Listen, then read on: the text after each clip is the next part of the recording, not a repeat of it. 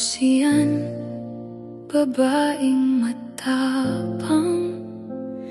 Lahat ng unos ay aking nilalaban.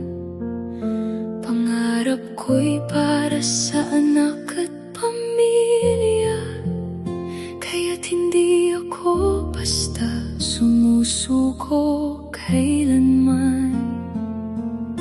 Pinili kong mang-ibang bansa, bitbit ang pag-asa, tibay ng loob. Kahit marami